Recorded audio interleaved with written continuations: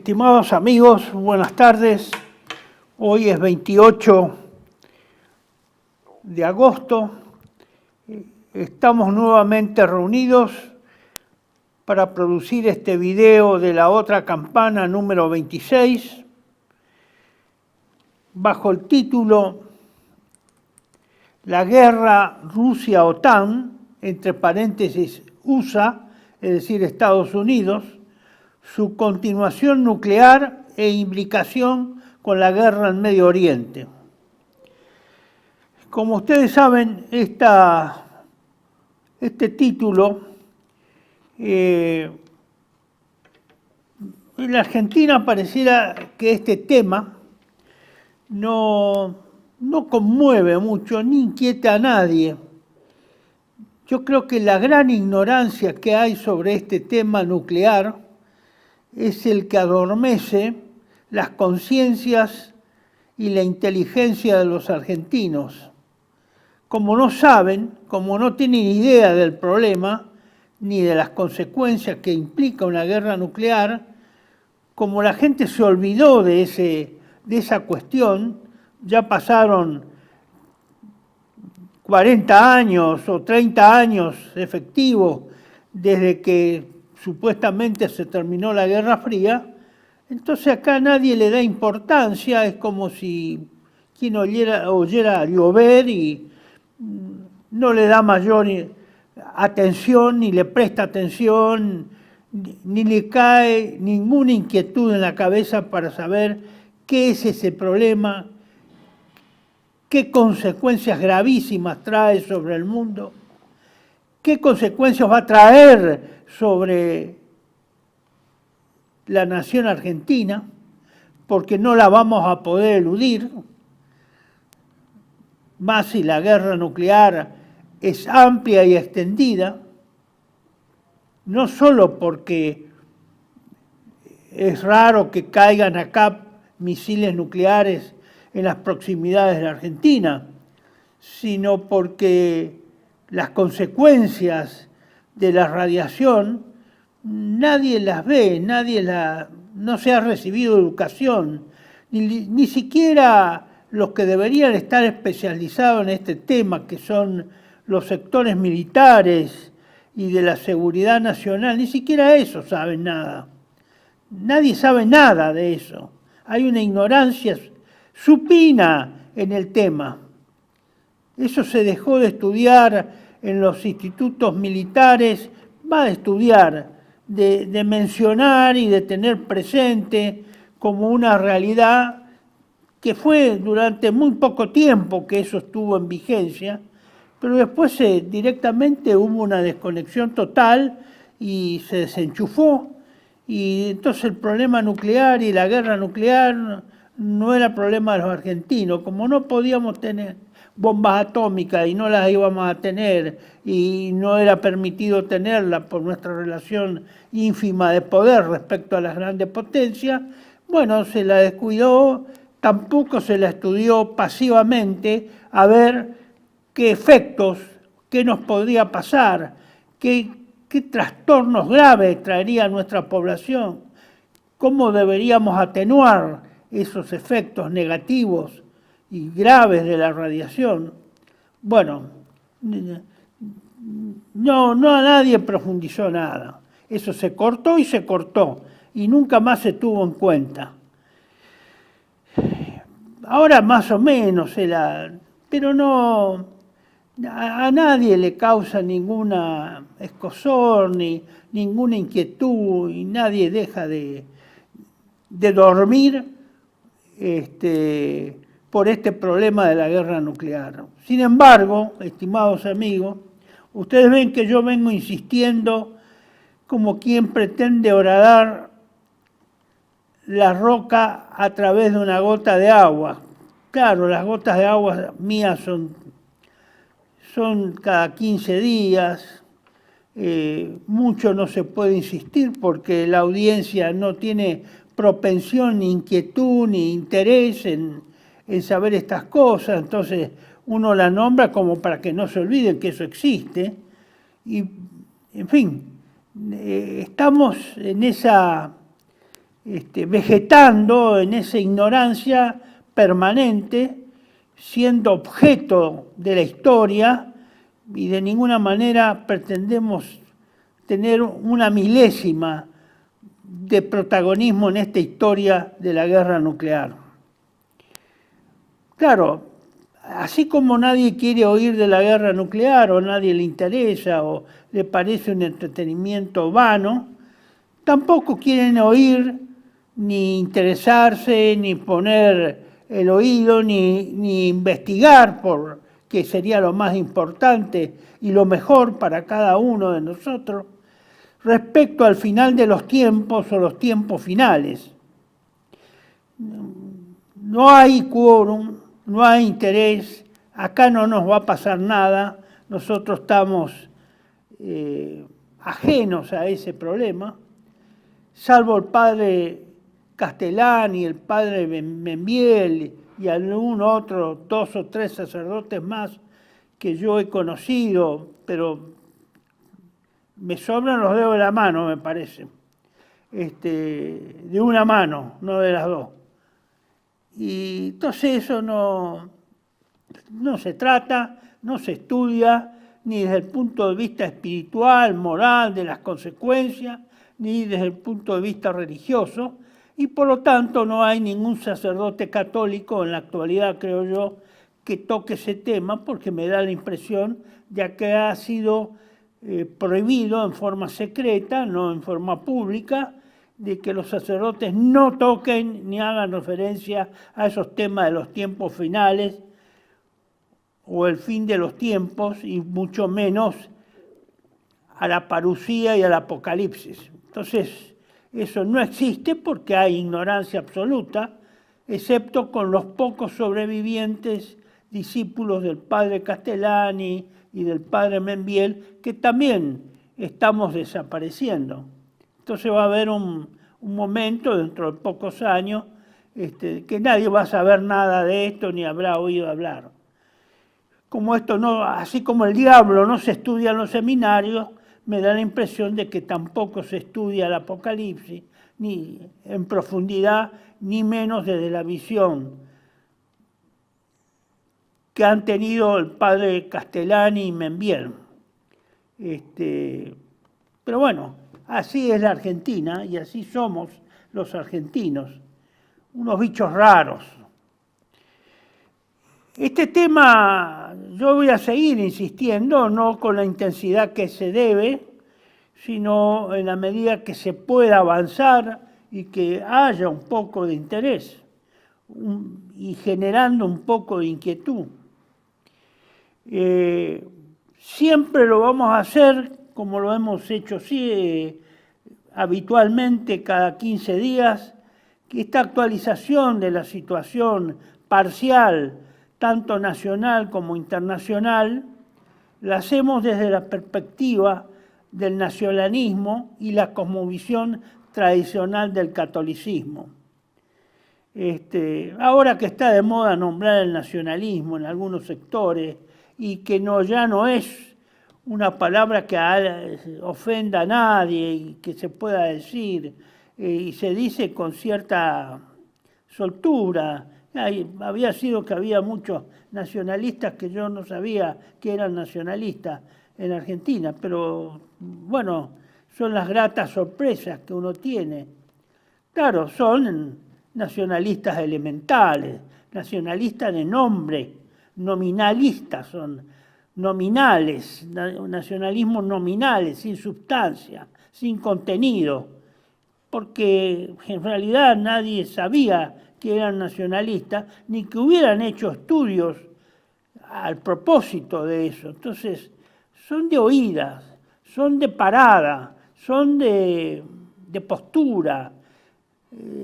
Es un nacionalismo light, como todo lo que hay en la Argentina. Todo es light, todo es endeble, todo es así nomás, todo es más o menos, nada es serio, todo es poco serio, todo es poco serio. Y como es poco seria la vida política argentina y los desastres que estamos atravesando en la vida política argentina, con fenómenos, todos preocupados en a ver cómo arreglan para las elecciones del año próximo, del 2025, en la renovación de diputados. Todos se aprestan a esa gran batalla electoral, cívica, religiosa, porque hay una teología de la democracia, de la votación, de la voluntad del pueblo, toda ese palabrerío vacío de contenido y de burla y que se usa a las personas y especialmente a los menos dotados, los más ignorantes, los menos instruidos, se les llena la cabeza con eslóganes, nada más que con eslóganes, frases vacías que sí tienen una fuerza prohibitiva importante. Usted no puede hablar contra eso, usted no puede poner en duda la majestad del pueblo, la majestad de la voluntad popular. Usted la burla de cualquier forma, pero usted, de hecho, en limpio y claramente no puede hablar. Eso está prohibido y censurado. Bueno, el video pasado, cuando tratamos el camino hacia la Tercera Guerra Mundial y esos esquemas que hicimos, hemos nombrado estos teatros de guerra que más o menos se vislumbran o se pueden pensar. Claro, nadie acá quiere ser extremista, entonces decir que el camino es irreversible es una cosa muy dura, es inaceptable para los pacifistas, para los hombres de buena voluntad, para los hombres de bien. Los hombres de bien no quieren enterarse de que va a haber una guerra, no quieren.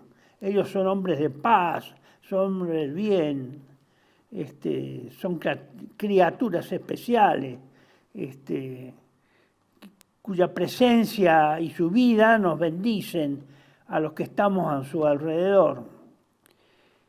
Hay dos teatros o un teatro principal que estarían dados sobre todo en el hemisferio, conformados en el hemisferio norte de la Tierra, y los secundarios, hay una mezcla ahí, porque todavía eso no está bien delimitado. Así que por un lado ustedes ven ahí en amarillo que yo he puesto por un lado Ucrania, Israel y OTAN, y por el otro Rusia, Bielorrusia, Hamas, Irak, Libia, Irán, Siria, países árabes, Pakistán, en fin, una serie de aliados tradicionales o históricamente próximos a Rusia y secundariamente a China y por un lado y a Estados Unidos por el otro. Porque da la sensación en estos últimos días que como que Estados Unidos no es un actor de este teatro, de estos teatros de guerra, ni de esta guerra que se precipita sobre el mundo, que ellos estarían ajenos, ellos son hombres de paz, ellos nunca se van a meter en quieren evitar toda guerra, toda atrocidad, y no se meten ni para pararla, ni para atenuarla, ni para evitarla. Parece que quieren vender esa imagen, pero no es así. Ellos están maniobrando y están operando Estados Unidos, Canadá, Panamá, sus satélites, Chile, Perú, Brasil, en fin, que son y no son, depende el cono sur, que son y no son, y estamos ahí haciendo méritos para ser considerados por lo menos algo, o que existimos por lo menos, haciendo presencia.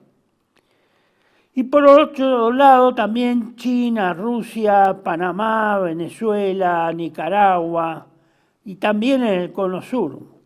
Más bien son divisiones internas de los países entre estos actores secundarios. Pero claro, cada vez que los días avanzan, esto se va a ir poniendo más claro, porque las potencias y los poderosos del mundo o del barrio van a ir alineando y disciplinando a los países menos poderosos. Porque en última instancia esto es un alineamiento del poder y quiera o no, los países deben intervenir y si no intervienen por las buenas, intervienen por las malas, o presionados, o condicionados, o se les fabrican situaciones falsas, o ataques de falsa bandera, de forma tal que se alinean, para inducirlo a que se alineen rápidamente. Pero las cosas se están conformando. Fíjese que ha costado 2 años desde que comenzó la operación militar rusa en Ucrania, que ahora ha terminado y se está visualizando como una guerra entre la OTAN contra Rusia. La OTAN siempre hay que incluir a Estados Unidos como el bastón mayor de ese sector, de esa conformación. Estados Unidos es el jefe. Podría ser que Rusia sea el jefe de la otra facción confrontada con la OTAN. Entonces, la guerra se había iniciado o la habían fabricado entre Rusia y Ucrania. Pero después se alineó con Ucrania, se alineó la OTAN y se alineó particularmente los Estados Unidos, que proporcionó inmensas cantidades de armamento y de recursos financieros para sostener la guerra y sostener a Ucrania. De lo contrario, Ucrania ya hubiera dejado de existir. Pero no, todavía existe maltrecha, pero todavía boquea. Entonces, ustedes ven si vamos ahora al origen, a donde están los dos focos principales, porque este teatro de guerra principal evidentemente está representado por un accionar militar, una confrontación militar muy importante, mucho más importante que la otra confrontación militar violenta que existe, que es en el Medio Oriente, que esa sería entre actores secundarios. Entonces, ustedes ven como nadie tampoco habla de estos temas en los, discúlpeme el término, pero tengo que usarlo porque cada vez me es más imposible retenerme. Esos programas pedorros de la televisión argentina, donde se habla y filosofa sobre la nada, toda la noche, todo el día, a cualquier hora. Es una cosa espantosa, que muchos en el mundo deberían ser condenados y a lo mejor a enloquecer pasándole los programas de la televisión argentina, porque son la nada, es la nada con hechura televisiva. Ese teatro principal de guerra que se conformó durante estos 2 últimos años, vamos ya para cumplir 3 en febrero del año que viene, está tomando el color de comprometer al todo continente europeo y al continente americano, norteamericano, es decir, América del Norte, Canadá y Estados Unidos. La masa de las operaciones se realizan en este mapa que ustedes se grafican, en este mapa que ustedes tienen sobre el territorio de Ucrania. Ese es el Estado proxy, ese es el Estado que combate en nombre de la OTAN y en nombre de Estados Unidos, Canadá, Inglaterra y del sionismo también. Ese es el Estado proxy. Ahí se lleva por ahora el escenario de guerra, está dentro más o menos dentro de esos límites de Ucrania y desde hace 2 semanas en Rusia, en una insignificante porción de su, digamos, de su territorio, limítrofe con Ucrania, en la zona de Sumy. Si ustedes ven y hacen un gran esfuerzo, van a ver que en el ángulo superior derecho está señalado Kursk. Bueno, lamentablemente la penetración o el ingreso o digamos, o la operación militar que realizó Ucrania sobre Rusia con esa incursión en dirección a la ciudad de Kursk, ustedes le ven apenas con una flechita, se ve apenas con una flechita, esa es,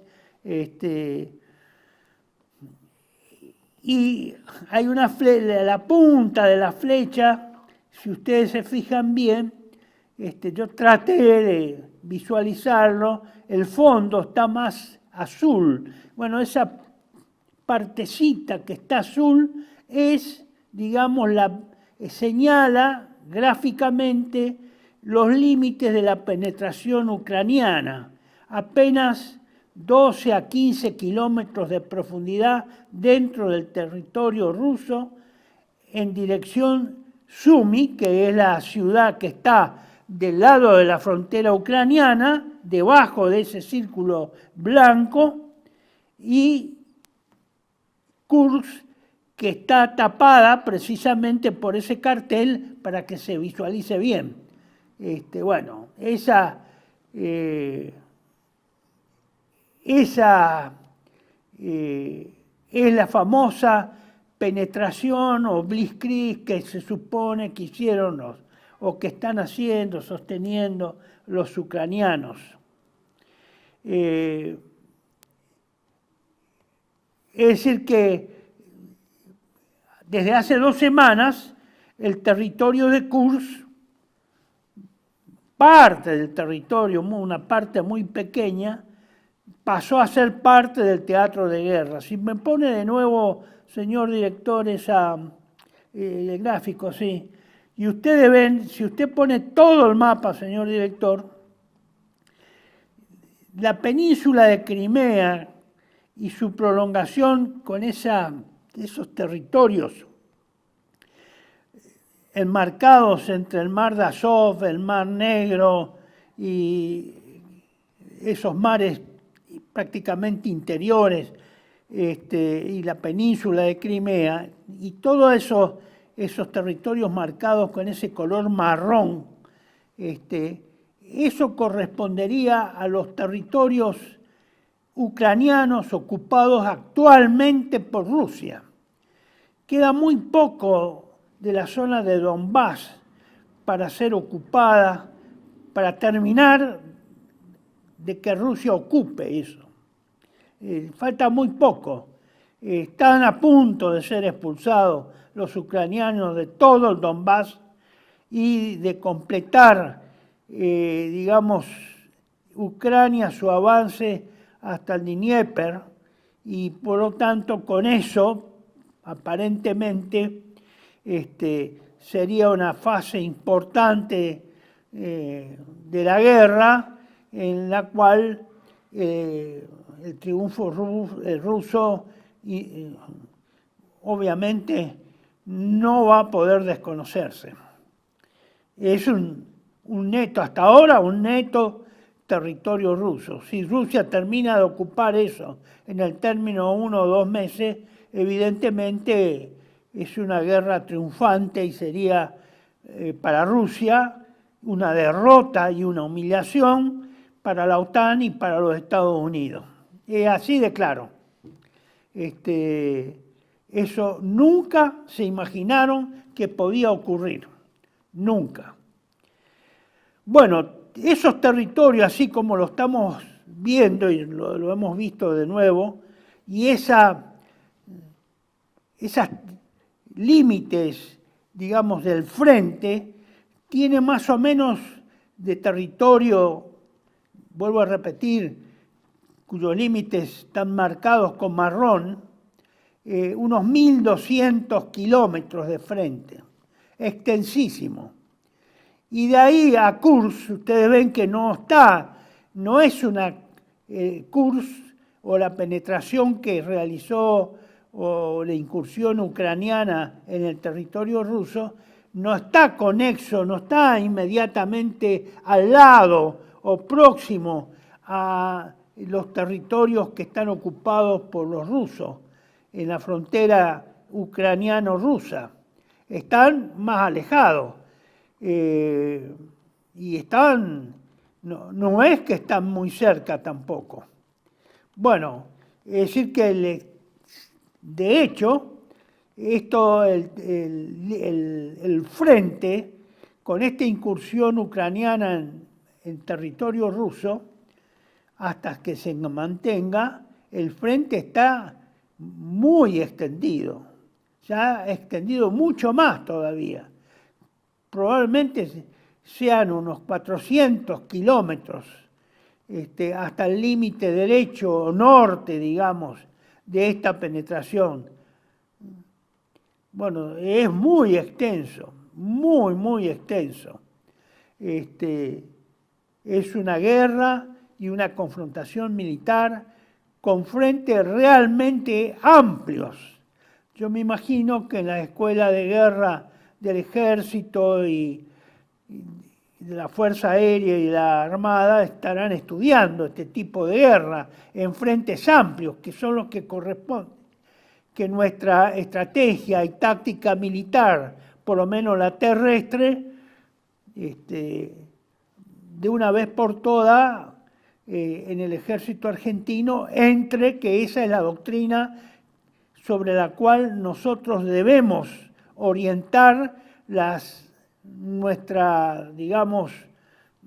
nuestro arte de la guerra, en frentes amplios, amplísimos, para lo cual no tenemos ni el poder ni la capacidad humana de tener tanta cantidad de tropas y sostener en combate tanta cantidad de tropas para cubrir los frentes que tenemos, especialmente en cualquier sector de la Argentina, en cualquier sector de la Argentina. Por eso nosotros tendríamos que ser en América del Sur los reyes y dominadores del conocimiento en la táctica y en la estrategia del empleo terrestre de las fuerzas en frentes amplios, amplísimos. Bueno, y tener nuestro material de guerra adecuado a esas necesidades propias. Por lo tanto, una doctrina norteamericana no es aplicable a las necesidades de la guerra nuestra, porque nosotros operamos en frentes amplísimos, o vamos a operar, y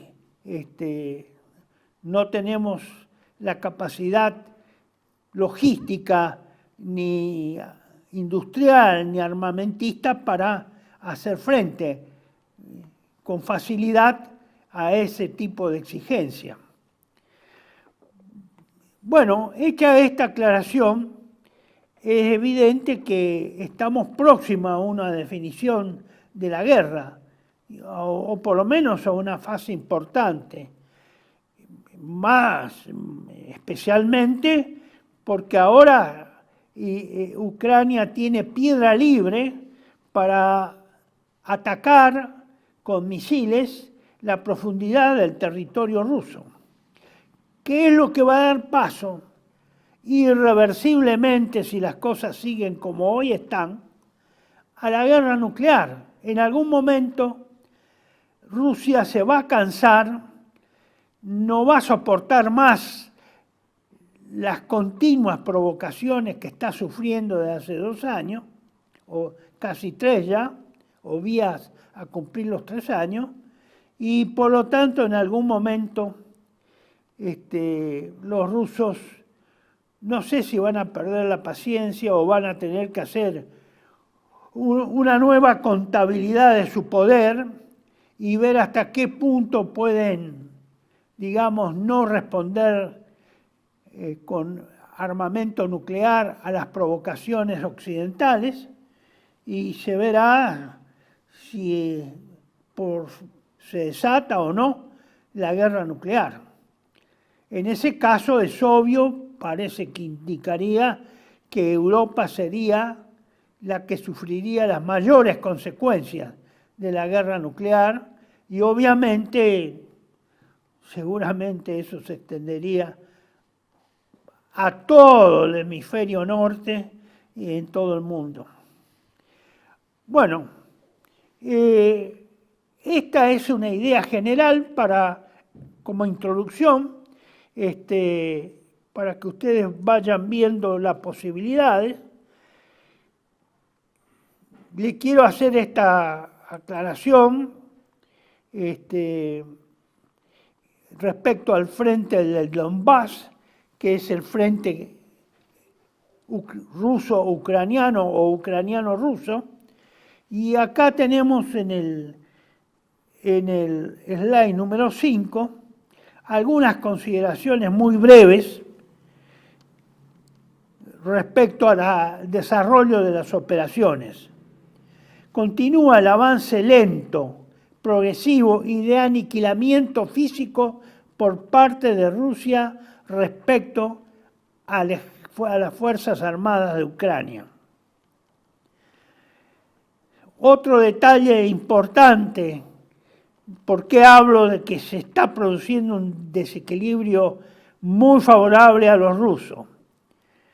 Ninguna de las grandes unidades de la reserva rusa, de la reserva militar, unidades de la reserva militar rusa, en este frente del Donbass, de Ucrania y Rusia, fueron desviadas para contener o para detener la incursión en Kursk. Los rusos no sacaron del Donbass de Ucrania unidades de reserva que no las utilizaban, no las mandaron a la zona de Kursk, trajeron para parar esa incursión y taponarla, trajeron todas tropas del interior de Rusia. No afectaron ninguna gran unidad destinada en el Donbass, es decir, las reservas rusas se mantienen como reservas y con predisposición a ser empleadas en ese teatro de guerra, no en Kursk.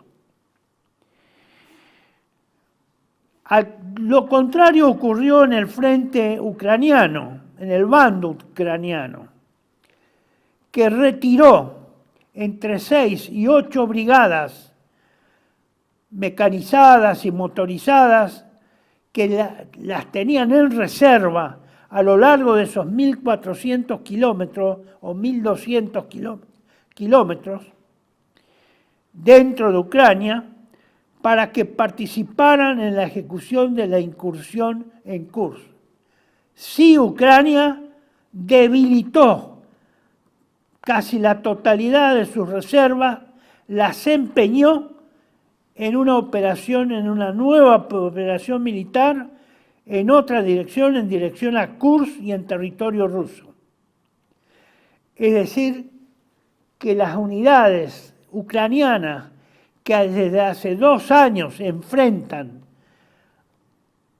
a las unidades rusas, en este momento la relación del poder de combate se vio incrementada por parte de los rusos, porque los ucranianos retiraron de ese frente unidades que tenían en reserva y las destinaron, que eran las mejores unidades de combate, y las destinaron para ir a operar en la penetración o incursión de Kursk.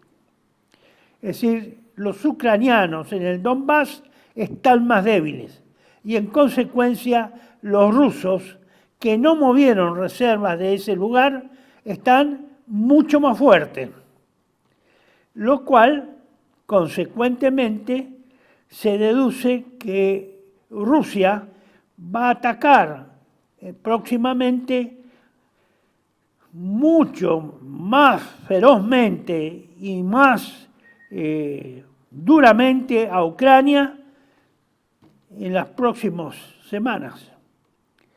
Y tiene con qué, porque no ha movido, tiene las mismas cantidad de unidades que las que tenían desde hace 2 años, que las ha incrementado y que por lo tanto están en condiciones, digamos, de ejercer esa superioridad en su beneficio. El general Cavoli, general norteamericano Cavoli, comandante de las fuerzas terrestres de Estados Unidos en Europa, en la OTAN, dijo que la OTAN nunca había imaginado el alcance y la escala de la violencia que estaba teniendo lugar en la guerra de Ucrania, en muertos y heridos. Esto es una confesión de parte muy importante y eso explica la guerra de aniquilamiento o de desgaste, como le llaman, pero yo prefiero llamarla de aniquilamiento, que es el lenguaje apropiado, de aniquilamiento físico, es decir, de destrucción física, de materiales y hombres del ejército ucraniano. Es una cantidad enorme de muertos y heridos, enormes, que no reconoce antecedentes, tal vez en algo en los frentes rusos de la Primera y de la Segunda Guerra Mundial, que ahí sí hubo un combate muy cruento y donde los rusos perdieron varios millones de personas, de tropas, frente a los alemanes en la Segunda Guerra Mundial. Esto en otras palabras, se las traduzco. La OTAN o los occidentales no están acostumbrados, ni se imaginaban que estaban abriendo la puerta a una guerra de esta característica en febrero del 2022. La OTAN, Estados Unidos y los demás socios y aliados de la OTAN nunca estuvieron preparados para una guerra de este tipo, lo cual es una gran desventaja también, no solo material, sino moral y tecnológica. Esto es muy importante y es por eso que ustedes van a encontrar explicación en la medida que vean este gráfico. La incursión de Ucrania en una escala mucho mayor, que yo he tratado de formarla manualmente, superponiendo partes aumentadas del mapa anterior. Fíjense, desde la ciudad de Kursk hasta la ciudad de Belgorod, que está al norte, probablemente 100, 150 o 200 kilómetros al norte del límite norte de las tropas rusas y ucranianas que en este momento combaten a lo largo de la frontera ruso-ucraniana. Es decir que Kursk estaría a unos 350, 400 kilómetros del norte de esas tropas que ya estaban combatiendo con los ucranianos desde mayo del 2022. Perdón, desde febrero del 2022. Fíjense que la ciudad de Sumy, que está rodeada con un círculo rojo, es la ciudad ucraniana que es un nudo de comunicaciones y también una zona muy importante para reabastecer y suplir de elementos, con elementos logísticos a las tropas que han penetrado. Ahora ustedes ven bien, se ve un poco mejor ese color azul de la penetración dentro del círculo blanco, de la penetración ucraniana dentro del territorio ruso.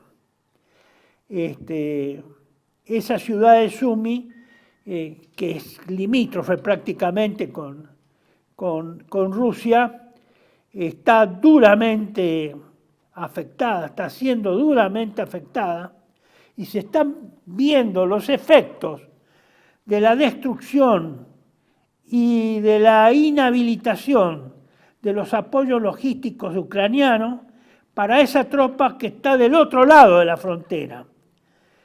Por eso es muy difícil que los ucranianos puedan avanzar más de lo que ya lograron avanzar, apenas 12 kilómetros del límite. ¿Por qué? Porque no están recibiendo desde hace algunos días los abastecimientos necesarios. Reciben, pero no lo necesario. Y eso se va a empezar a sentir cada día más y sus necesidades logísticas cada vez van a ser más grandes. Y eso me temo, tal vez me equivoco, que va a provocar inevitablemente la retirada de esa zona de las tropas ucranianas en esa saliente de Kursk o en esa penetración de Kursk. Bueno, ustedes tienen acá dos imágenes. La zanja antitanca en Kursk, en una extensión de visión de 5 kilómetros de frente entre Lvov y el pueblo de Rilsk a lo largo del tramo de la autopista de Kursk con Vodorov. Es una zanja antitanque continua de más de 5 kilómetros en este sector. Y este otro tramo que se ve acá, también de más de 5 kilómetros, que cortan o bloquean parcialmente espacios en los cuales podrían desplazarse o en dirección a la cual podrían desplazarse los ucranianos. Como ven, es un terreno muy adverso, un terreno llano, cultivado, no hay cubiertas, poco encubrimiento y que por lo tanto ahí la única protección que tienen es el poder de fuego de la artillería, de los morteros, de la aviación no, porque no, la aviación prácticamente hicieron esa incursión sin apoyo de aviación, porque no tienen aviación o su actuación es insignificante, por lo tanto no tienen apoyo de aviación, no pueden ir muy lejos y de ahí la debilidad de esta penetración. Difícilmente puedan llegar a Kursk, a la planta de energía atómica que está en Kursk, de la cual supuestamente era un objetivo de Ucrania. Por lo menos ese objetivo ya no lo van a alcanzar. Y no tienen tropas de refresco, de reemplazo para cumplir esa misión. Bueno, señores, vamos a seguir después de una breve interrupción. Voy a comentar algunos aspectos del video, de un video que he tenido la oportunidad de estudiar, de Scott Ritter. Scott Ritter es un norteamericano muy conocido en Estados Unidos en los ambientes militares, fue inspector de armas nucleares en el conflicto contra Irak, y trabajó con las Naciones Unidas también para inspeccionar la existencia supuesta de armas químicas y nucleares en Irak.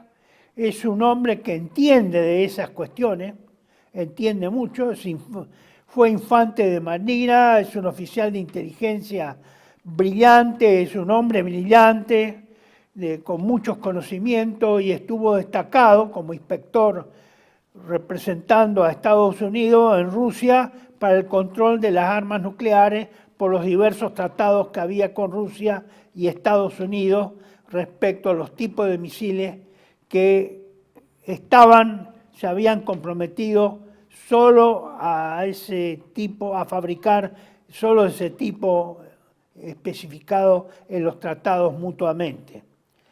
Él es un hombre muy vehemente, muy sanguíneo, un hombre, es un guerrero, por lo que aparenta, y me interesaría comentar algunas cuestiones que se salen de los esquemas así geopolíticos clásicos y habla, como decimos nosotros, en lenguaje llano, casi a calzón quitado. Obviamente es un hombre culto y obviamente no entra en esas, digamos, rispideces. Pero es bueno que ustedes lo descubran y sean ustedes mismos los que puedan valorar cada una de sus intervenciones diarias, que tienes varias por día en distintos canales de alternativa, que son los que realmente informan fidedignamente y con amplitud y con conocimiento. Muchas gracias. Ya volvemos en 5 minutos. TLV1 se complace en anunciar que estará transmitiendo en su canal TLV1 Clips valiosos programas emitidos antes de la censura sufrida. El lienzo prohibido, el revés del derecho, combates por nuestra historia, disenso, historias de Malvinas, entre otros que podrán encontrar en este enlace.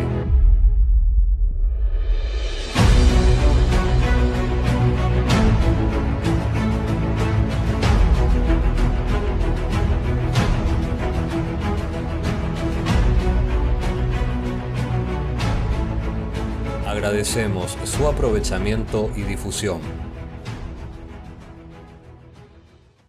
Bienvenidos a CEPA, Centro de Estudios del Pensamiento Americano. Nuevo sitio web de cursos de formación en política, filosofía, historia, literatura, geopolítica, religión, psicología y más. Cursos de formación que reflejan el verdadero pensamiento americano. Lo invitamos a elegir el curso de su agrado ingresando en www.cepa.la.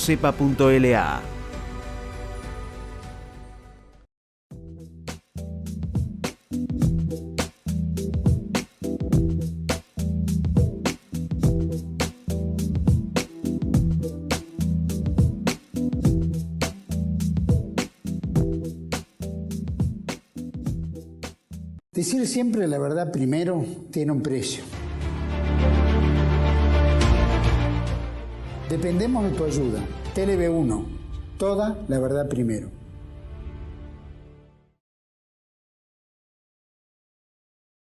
Estimados amigos, continuamos con el video número 26 para nosotros de este 28 de noviembre. En después de esta interrupción, había comenzado a comentarle sobre el señor Scott Ritter, un militar retirado, infante de marina norteamericano, un hombre que recomiendo, vuelvo a repetir, recomiendo que sea visto y buscado en YouTube y también en Telegram, porque también sale en Telegram, porque vale la pena escuchar los puntos de vista igual o similares o con una desenvoltura y sensatez estratégica, política y táctica muy parecida también a la del coronel retirado del ejército norteamericano Douglas MacGregor, y a otros, al doctor Mearsheimer, que habla de política internacional, es decir, más o menos al coronel Wilkinson, 4, 5, 6 personas que sigo con alguna frecuencia por la sensatez de su pensamiento y por el valor de sus afirmaciones en un clima donde hoy prácticamente Estados Unidos pasó a ser una dictadura casi comunista.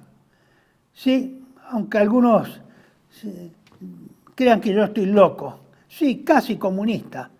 Creo que es peor el comunismo norteamericano hoy en el gobierno que lo que era la Unión Soviética en 1991. Y sí, algunos se extrañarán, es que acá tenemos la ficha cambiada. Tenemos la ficha cambiada. Y hay que empezar a desandar ese camino de errores y de preconceptos, de prejuicios, ideología en la cual nos hemos formado décadas. Y ese seguidismo automático que tenemos los argentinos. El video del que yo me referí es el que les presento a continuación.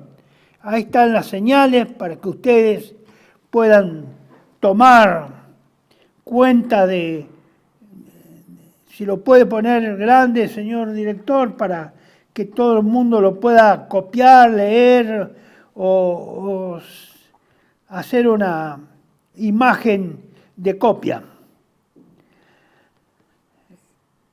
Bueno, yo he extraído, son comentarios que extraje de lo que se puede levantar en un video de las opiniones del señor Scott Ritter, que es difícil de seguir, pero que es muy claro al hablar. Esa es la ventaja que tiene. Así dice Ritter: pareciera que la OTAN y USA y Rusia van camino a la guerra. Los rusos no están amenazando con invadir Europa, como se sostiene en Europa y sostiene todo el sistema de publicidad occidental. Todo lo que Rusia ha hecho es vencer a la OTAN. Vuelvo a repetir, vencer a la OTAN en una guerra que comenzó la OTAN, pese a las propuestas y advertencias que le hizo Putin a Biden en diciembre del 2023, donde le estableció las líneas rojas de Rusia. ¿Cuáles eran? Y que, por supuesto, en febrero del 2022, me estoy refiriendo a 2022, no a 2023, diciembre del 2022. Del 2022 y en ese tramo hasta febrero del 2022, el señor Putin le fijó ciertas líneas rojas para negociar con los Estados Unidos. Fue desoído y como consecuencia de eso el primer paso fue la operación militar que se inició a fines de febrero del 2022 y que continúa hasta ahora, pero ya continúa como en una forma de guerra, no es una operación, no es una incursión o una penetración militar o una simple operación militar. Esto es una guerra sistematizada e intensísima. ¿Por qué sucedió todo esto? ¿Y por qué se llega a esta instancia? Es que la OTAN y los Estados Unidos no estaban preparados para sufrir grandes bajas por factores de sostenibilidad y por lo tanto se dio cuenta tarde de que no puede luchar contra los rusos cuando reconocen que los rusos tienen el mejor ejército y la mejor manera de hacer la guerra moderna. Y es así, señores, todo lo que nosotros creíamos hasta hace 3 años, 2 años, de que lo mejor era de corte occidental, estábamos equivocados. Nosotros pensábamos conforme a la acción psicológica y a la propaganda occidental, y no a las realidades. Después de 3 años y de ver los resultados, vemos que efectivamente el ejército ruso era otra cosa distinta a lo que uno creía y en relación a los ejércitos occidentales. Y es muy superior, y así, es muy superior, una sorpresa, sí, es una sorpresa. Y que tienen el mejor ejército que Occidente también es una sorpresa, y es una realidad. Y que tienen mejor tecnología también es una realidad. Pero eso se vio a lo largo de casi 3 años. No es instantánea que se sacó a las 24 horas iniciada la operación militar rusa. Casi después de 3 años. Hay bastante de prueba. Bueno, Ritter sigue sosteniendo lo siguiente. En estas realidades de la guerra, lo único que Putin ha hecho es derrotar a la OTAN y a su proxy. El proxy es el mandante, el mandadero. El mandadero, el que hace el mandado de los norteamericanos. Ucrania respecto a Estados Unidos. Proxy es Ucrania. En su propio territorio. Putin ha humillado a la OTAN. La derrota de la superioridad tecnológica de la OTAN es innegable. Y sí, como yo les decía recién, es innegable. Están las pruebas. Se dieron cuenta tarde que la magia del tanque Abrams norteamericano, la magia del tanque Leopard alemán y la magia del tanque Challenger inglés, que fue efectiva solo hasta los años 90 y que 40 años después dejó de existir la supuesta superioridad tecnológica occidental sobre los rusos. Pareciera un contrasentido, porque a partir de los 90 se disuelve la Unión Soviética y queda más debilitada. Es obvio que eso ocurrió. Y no solo fue debilitada porque perdió muchos aliados y muchos recursos también que concurrían a su economía, sino que perdió en todo sentido, porque prácticamente Occidente se hizo cargo, de hecho, con Yeltsin, de la economía soviética, exsoviética, de la nueva economía rusa. Y la economía rusa fue corrompida y pervertida conforme a los usos y costumbres de las democracias liberales de Occidente y a los usos y costumbres de la usura internacional. Eso es así. Alguien, dice Ritter, en la OTAN y en Estados Unidos, se está dando cuenta que esta aventura de la guerra es una locura. Es decir, que pueden estar apareciendo cada vez más avispados o dados cuenta o gente que reacciona frente a la realidad y frente a la realidad toma una postura y dicen, seguir esta guerra es una locura y profundizarla con una guerra nuclear es más locura todavía, es una extrema locura. Estados Unidos, sostiene Ritter, tiene aproximadamente 100.000 tropas en Europa. Esa cantidad no es suficiente para enfrentar a los rusos. La fuerza de despliegue rápido de 300.000 tropas que supuestamente dispone la OTAN y los Estados Unidos existe solo en el papel, en este momento. Pero uno de los problemas que tiene la OTAN es que es una alianza militar en tiempo de paz. ¿Cómo se llevan las tropas desde el puerto, desde los puertos del Atlántico, de Europa, hasta el este, prácticamente sobrepasando el centro de Europa, hasta el límite con Rusia? Ahora que la OTAN, dice Ritter, se ha expandido a la frontera rusa, es decir, la OTAN ha llegado a la frontera rusa, cosa que nunca había llegado antes de 1991, ha llegado a la frontera con Polonia, con los estados bálticos, con la República Checa, con Hungría, con Rumania, con Finlandia, con Noruega, etc.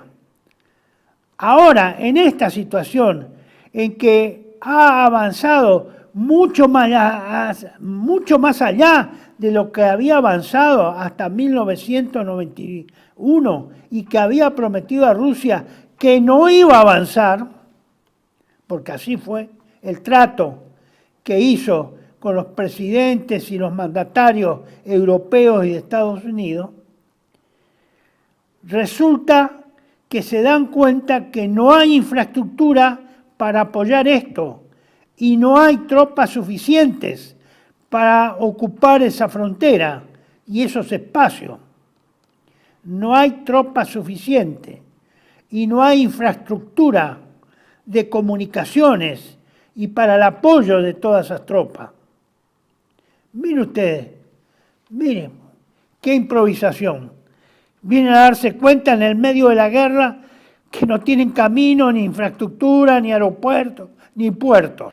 Ninguna de sus carreteras o los puentes han sido reforzados para soportar movimientos militares a gran escala, por lo que incluso una vez que permitiera que esto sucediera, la infraestructura colapsaría.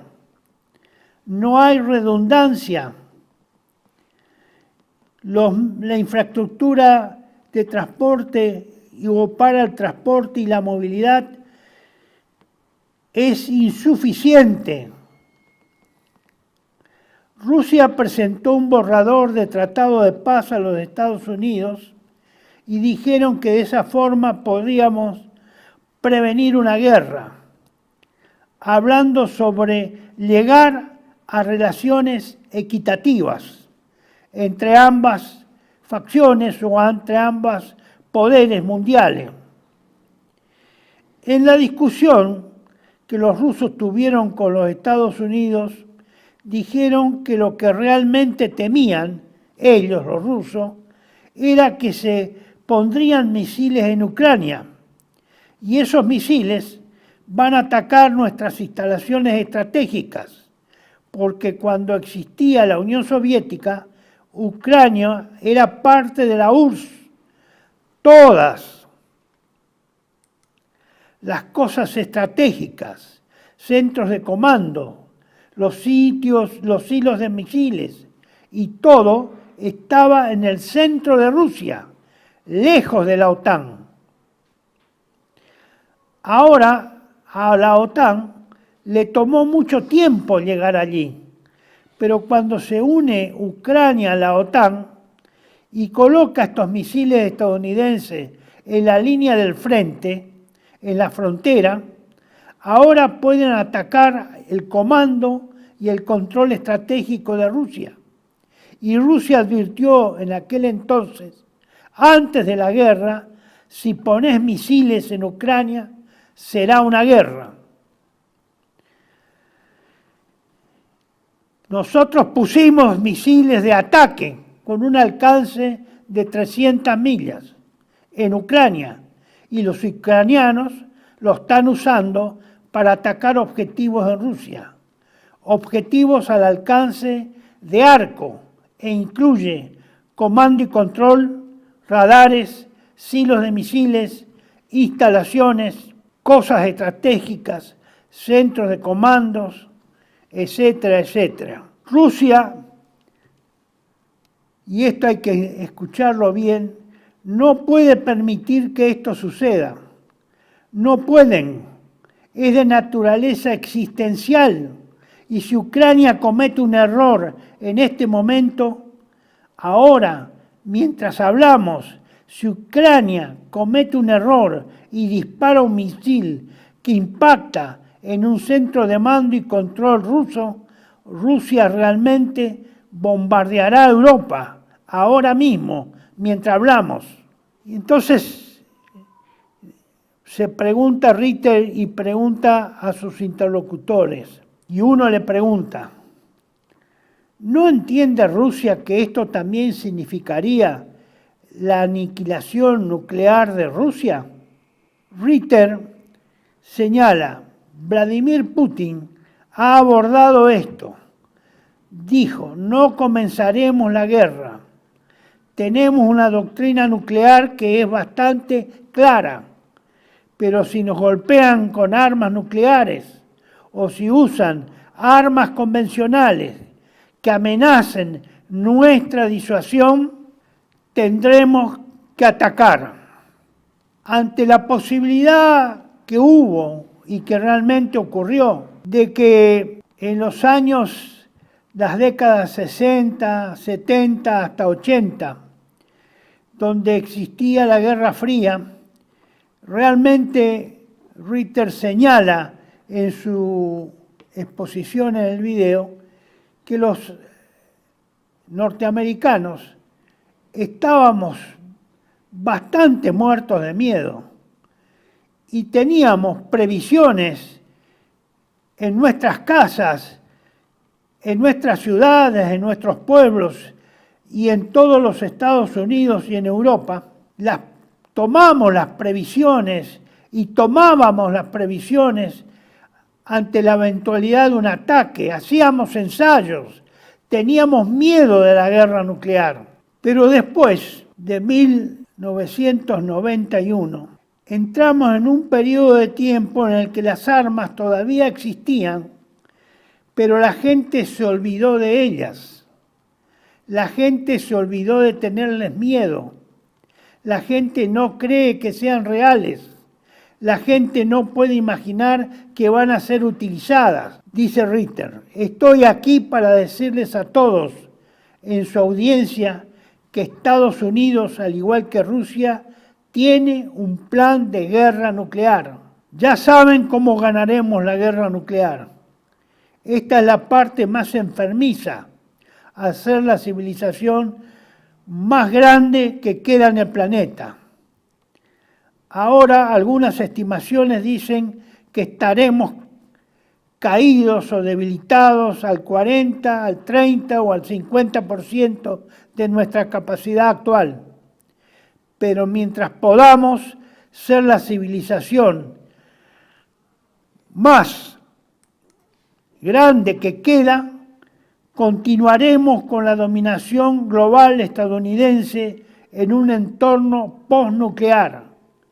Esa es la definición de victoria en una guerra nuclear. Y esta guerra nuclear podría suceder literalmente ahora mismo, mientras hablamos. Con esta serie de reflexiones que le hace Scott Ritter a sus interrogadores o al panel con el cual conversó, queda claro cuál es la posición, cómo él como norteamericano ve cuál es la postura de Rusia y que no se puede estar jugando, que no se puede estar tirando la monedita a ver si Rusia va a atacar o no atacar, o va a responder o no con armas nucleares. Hay que partir de la base, señala Ritter, de que lo va a hacer. Rusia lo va a hacer, porque se va a ver, no lo va a aceptar, que lo va a hacer. Y eso hay que tenerlo como algo seguro. Hay que partir de esa base de que va a haber una respuesta nuclear rusa que no deberían dudar. Por eso en algún momento, ya no es oportuno hoy, por razones de tiempo, explicarlo, pero si se dan las condiciones, haríamos todo lo posible para señalar la otra parte que yo no he citado, donde ahí él habla, si bien no es muy claro, por lo menos para uno que no es norteamericano,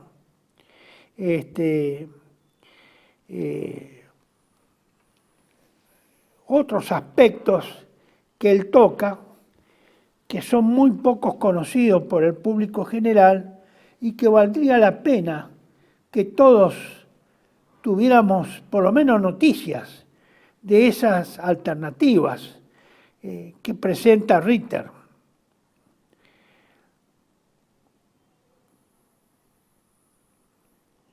Él dice, por ejemplo, señala la época, la presidencia de George Bush, después del 11 de septiembre, dijo que nunca podemos permitir que esto vuelva a suceder.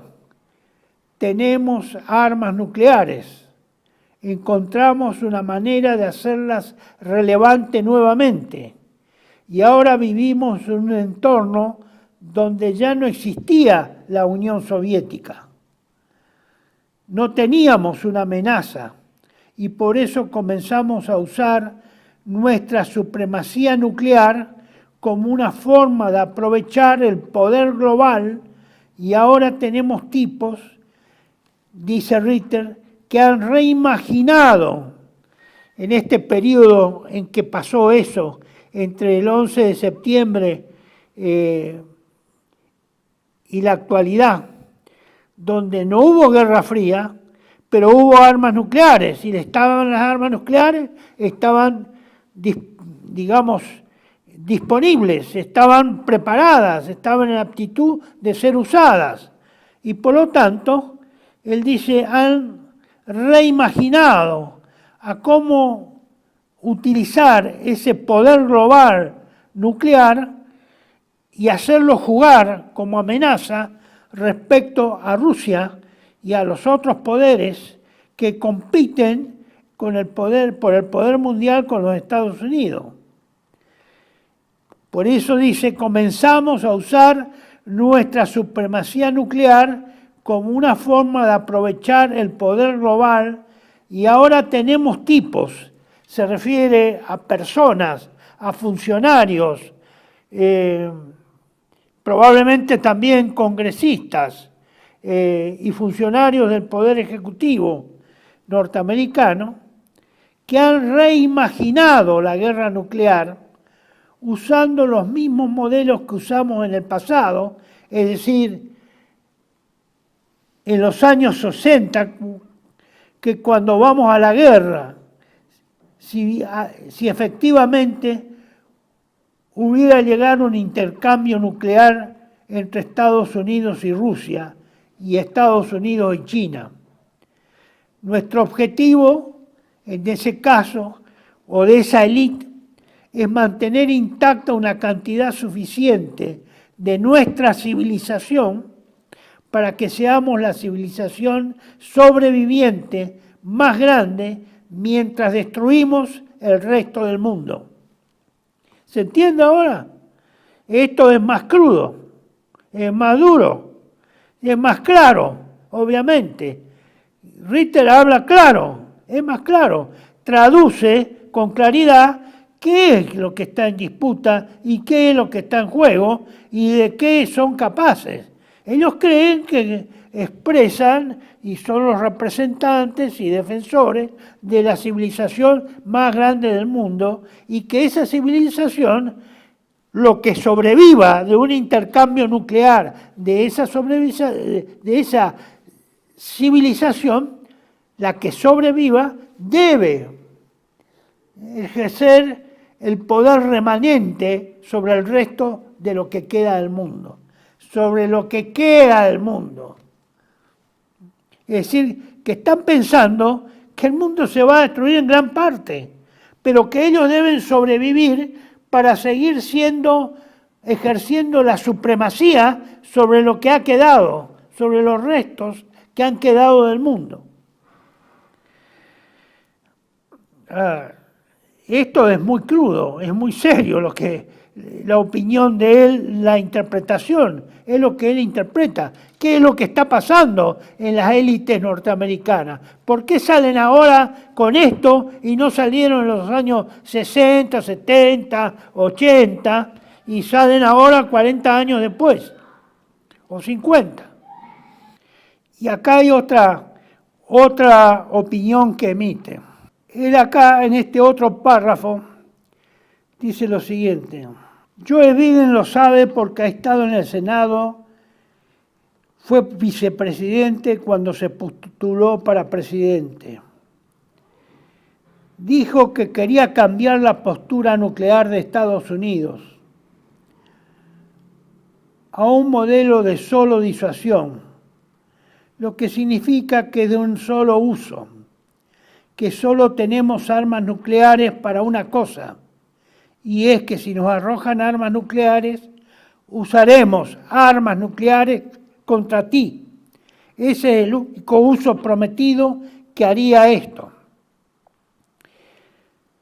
Fui a una reunión del INF, Fuerzas Nucleares Intermedias, reunión donde toda la gente de control de armas, de los inspectores, de los negociadores estaban allí, y trajeron a un alto funcionario de la administración que pidió permanecer en el anonimato. Y nosotros le hicimos las preguntas. Los tipos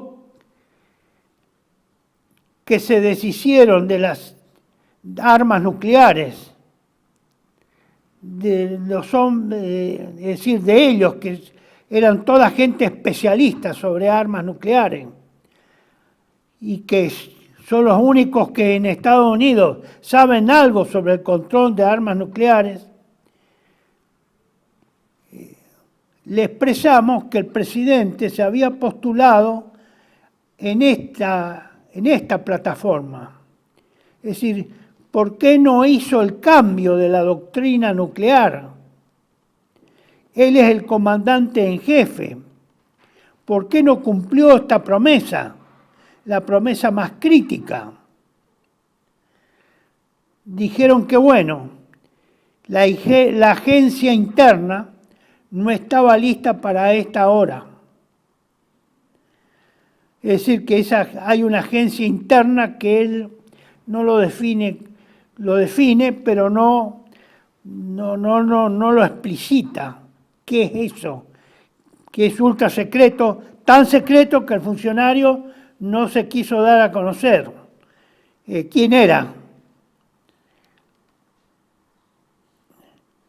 Y dice que la respuesta fue que la agencia no estaba en condiciones de hacer ese cambio cuando Biden salió finalmente electo presidente.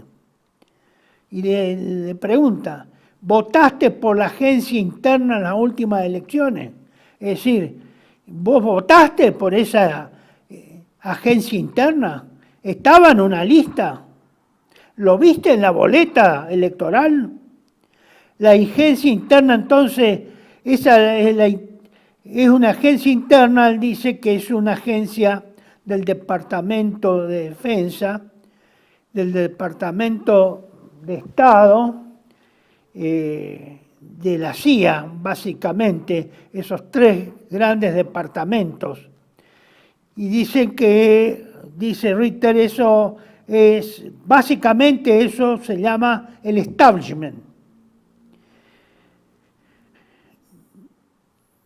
Conforman un grupo, una camarilla, y ellos controlan la seguridad nacional. No fueron votados por nadie, son parte de la administración. Evidentemente eso es una organización secreta. Será estatal, pero es secreta. No es solo la CIA. es también el Departamento de Energía, es decir, el Departamento o Ministerio de Energía, que es la que controla todo lo relacionado con el problema atómico nuclear en Estados Unidos. Es la Secretaría de Estado y el Departamento de Defensa. Son personas seleccionadas para conformar esa agencia llamada interinstitucional, la agencia interinstitucional, y ellos controlan la seguridad nacional de los Estados Unidos, esa agencia interinstitucional, que no estaba lista en ese momento.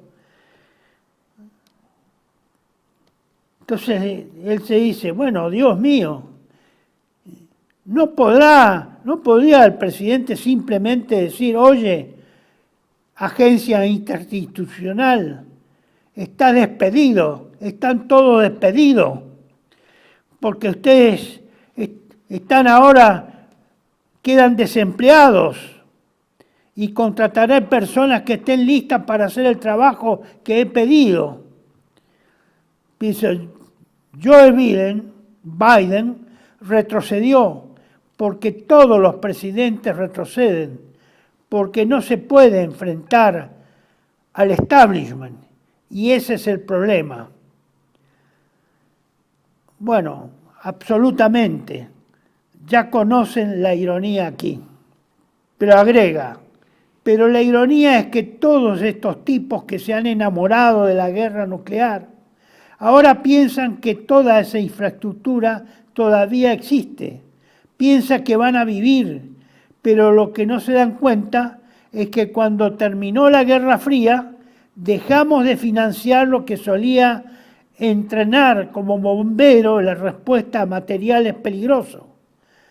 Haríamos operaciones de rescate ferroviario en uno de esos lugares donde solían tener una línea de tren que entraba a un túnel en el medio de una montaña, donde llevaba a todos los congresistas, todo lo que había allí para esconder.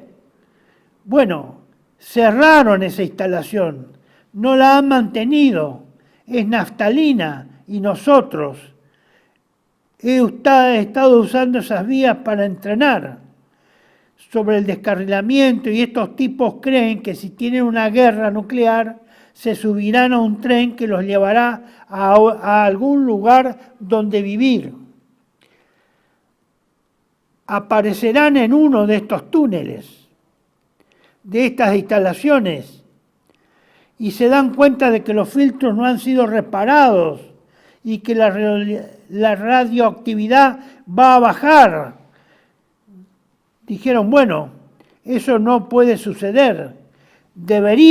Ustedes no financiaron el servicio de los filtros, el suministro de agua no se ha repuesto, todos vamos a morir, y solo espero seguir vivo cuando se les ocurra que se equivocaron, que pensaron que iban a ser parte del 30% para sobrevivir, y se dieran cuenta de que nadie sobrevive, porque nadie está listo para lo que una guerra nuclear traerá a este mundo. Bueno, con esta última lectura de este último párrafo, bueno, doy por concluido esta última introducción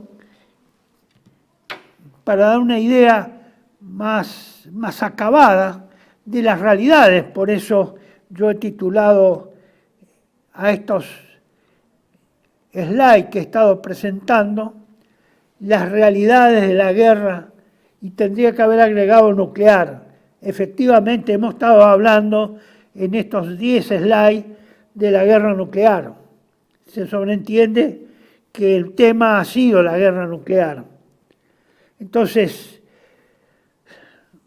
finalmente la conclusión pareciera ser que dentro de los Estados Unidos dentro de la élite que maneja las palancas del poder norteamericano, hay una élite llamado el establishment, bueno, siempre se llamó el establishment a ese sector selecto, grupo de personajes secretos o el Estado profundo, bueno, que ellos han rediseñado o han vuelto a rediseñar la guerra nuclear para usarla en su beneficio, usar ese poder nuclear en beneficio de ese sector supuestamente de los Estados Unidos, pero realmente es en beneficio de las élites que controlan y gobiernan los Estados Unidos.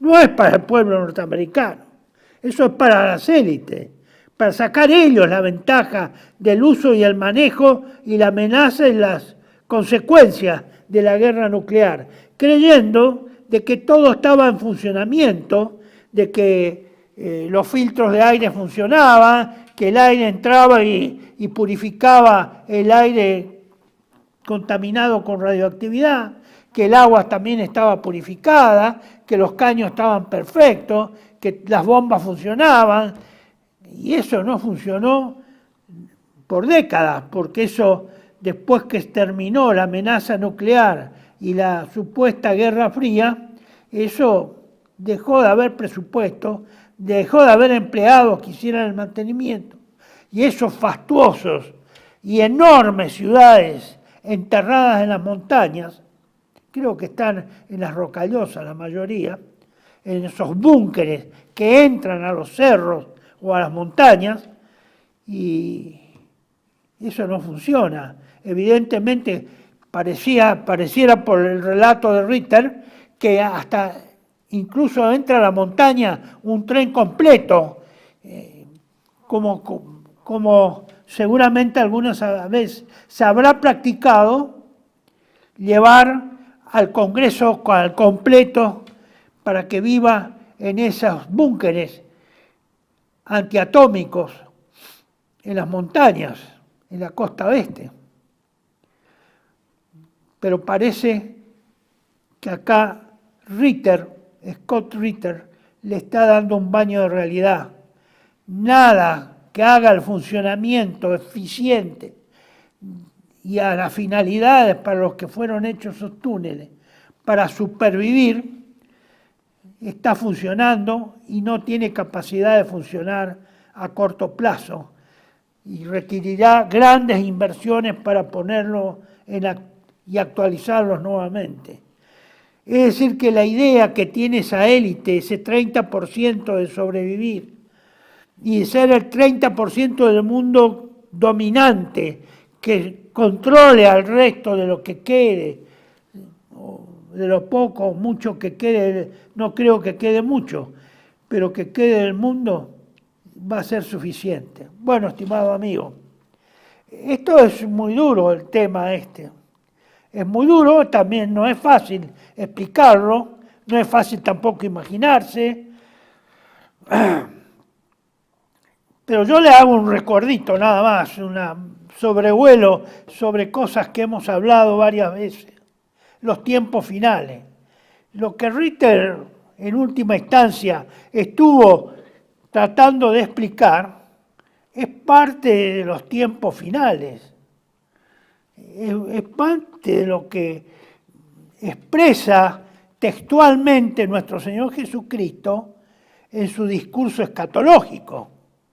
No es ninguna novedad, lo dice Él, que dice que previa a su venida va a haber un tiempo final tremendamente peor que lo que ocurrió en la época de Noé y que no va a volver nuevamente a algo semejante.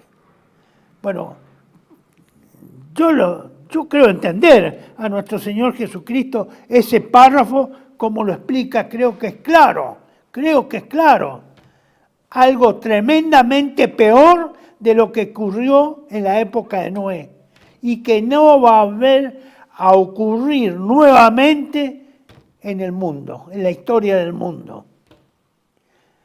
Yo creo que esto que Ritter no hace ninguna mención a ese hecho,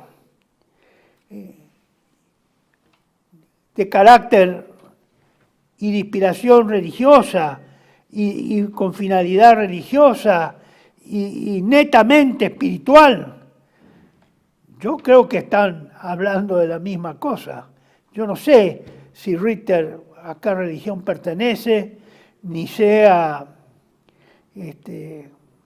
qué, digamos, sentimientos y prácticas religiosas realiza. Desconozco esa parte, nunca le oí decir nada, ni una sola palabra. Lo único que sí he escuchado que tiene una versión, digamos, una concepción y una cosmovisión crítica sobre el sionismo, y que en alguna medida pareciera ser que en algún momento de su carrera, o él no pudo seguir avanzando o ascendiendo a jerarquías superiores, precisamente por la persecución en función de las críticas que él ha hecho al sionismo, pero nada más, no amplía ni dice nada más. Bueno, estimados amigos, este es un tema arduo, difícil, a mí me cuesta también manejarlo y tratar de entenderlo y de transmitirlo. No sé si lo he logrado, pero me parece... Yo no he oído a nadie en Argentina hablar de este tema, ni a nadie que hable en el castellano hablar de este tema, ni en un video, ni en una película, ni en un escrito, nada. Esto que dice Ritter, este relato de lo que puede ocurrir, de que superviva un 30% de la civilización y el resto sean los remanentes, bueno, creo que eso tiene algo que ver con los tiempos finales o el tiempo final o el fin de los tiempos. Creo que tiene algo que ver. Tiene algo que ver con el discurso escatológico de nuestro Señor Jesucristo. Por eso ahora hay tal vez más razones que hace 2 horas previas de seguir confiando en Dios nuestro Señor, en Cristo Jesús, Rey y Dios nuestro, sin olvidarnos nunca de que nada se puede hacer sin Dios. Nada se puede hacer apartado de Dios. Y en estos temas que son muy trágicos, su tratamiento e imaginarse las consecuencias de lo que uno está hablando, peor. Creo que nos debe abrir la esperanza de que Dios nos ayude con su misericordia y su comprensión y ponga fin en algún momento a las influencias negativas y totalmente destructivas de Satanás, del diablo, de los espíritus malignos, que son los que promueven esta hecatombe universal, creyendo que van a poder destruir la creación de Dios. Creo que después de estos tiempos finales, o del tiempo final, o del Apocalipsis, va a haber como una nueva creación, el equivalente tal vez de una nueva creación, tal vez más atenuada que una nueva creación, pero hay que ir pensando para los que sobrevivan que no vamos a tener este mundo que vemos hoy si salimos de acá o si permanecemos acá adentro. No creo que tengamos. Va a ser otro mundo, mucho más primitivo, como lo fue en la época de la creación. Muchas gracias, estimado amigo. confianza y fe en Dios y en la protección de nuestra Madre del Cielo, la Virgen María Inmaculada. Hasta pronto.